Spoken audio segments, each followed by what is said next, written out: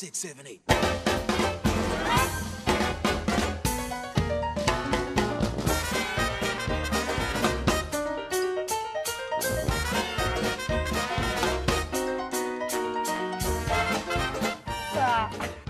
Hi und willkommen bei Sarah's Music. Heute ist eine Compilation-Sendung und wir featuren einige von meinen Lieblingssolisten, die wir schon mal in der Sendung dabei hatten. Ich liebe es, diese Compilation zu machen, weil es heißt, ich darf stundenlang in dem Sarah's Music Archiv rumwühlen, um alte Sendungen nochmal neu zu genießen. Wir fangen heute an mit Daniil Trifonov.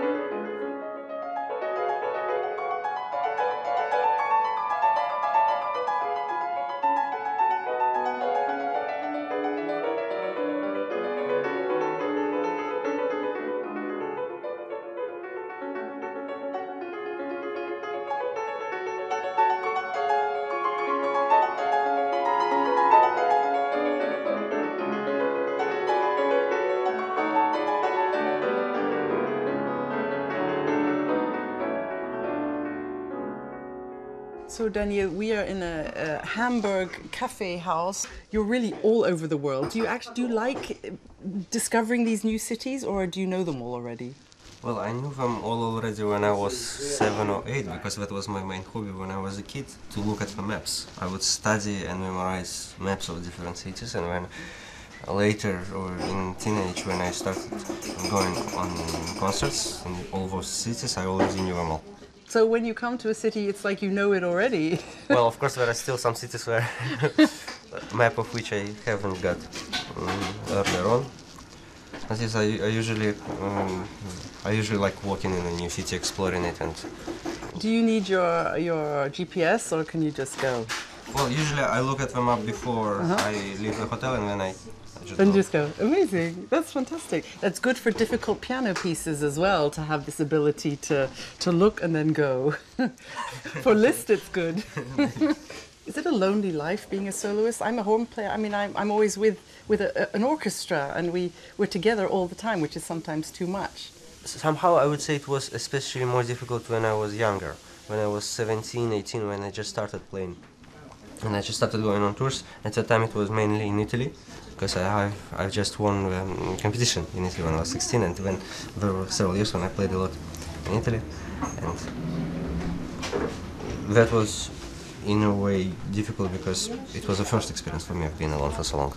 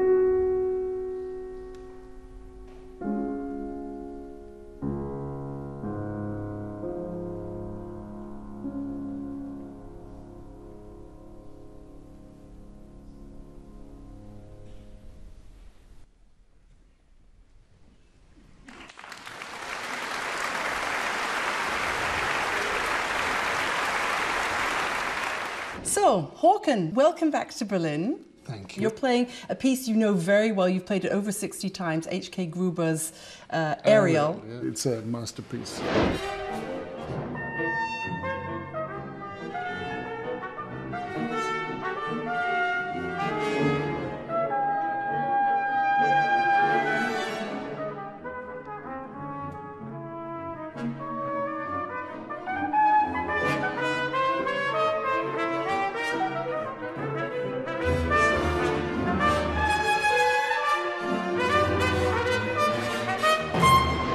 you've done for the trumpet world, you have extended the repertoire beyond belief, and that's what you really actually set out to do. You've had people write things for you ever since the beginning.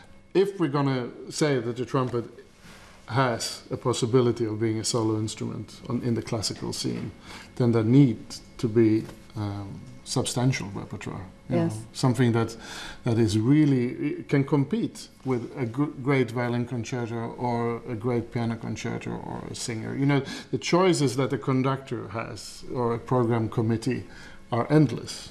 Und die Solistenauswahl bei Sarah's Music ist auch endlos. Eine der größten Music-Events, wo ich dabei war, war der 2015 Eurovision Song Contest in Wien. Nein, ich habe nicht gesungen, ich habe mitgespielt bei Martin Grubingers Percussive Planet Ensemble und wir haben in der Pause gespielt. Seitdem ist er eine meiner Lieblingssolisten und ist natürlich dann dadurch heute dabei.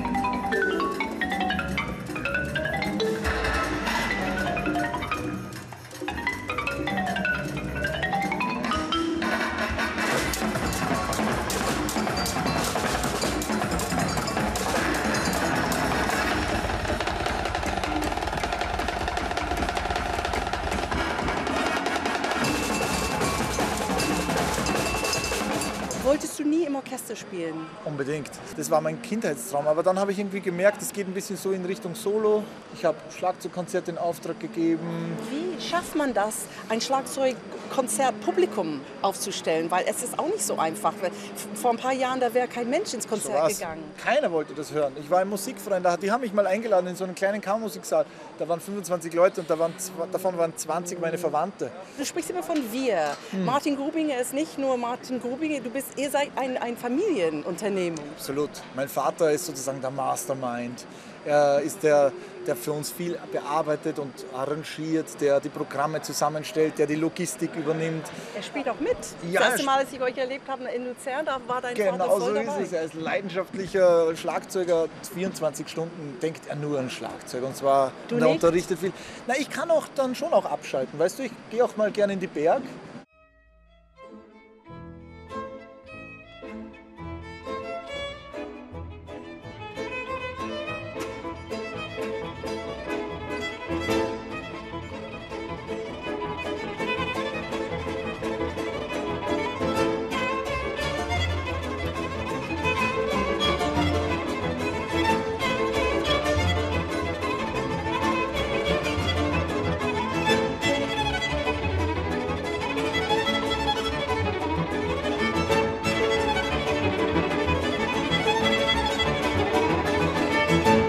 Daniel, I know everybody asks you this, but how do you manage to fit it all in? In the meantime, it's a huge team around the world that helps and supports me. And, you know, with that team, of course, my wife is a big part. You know, she's able to also allow me to do certain things. And we travel a lot together because I want, you know, my son to be around, especially at this time. And I guess it's just this love of music that keeps me going from morning till night. But you still have to come up with all the ideas for your books, for your festivals, for your programs. Incredible. Those seem to come very quickly. That's not the problem. It's making them happen. As you know, with projects, it's always one thing to think of the idea, but to, you know, follow it through. I mean, I've been speaking to Norman Perryman for years about actually getting together, and this is the first time.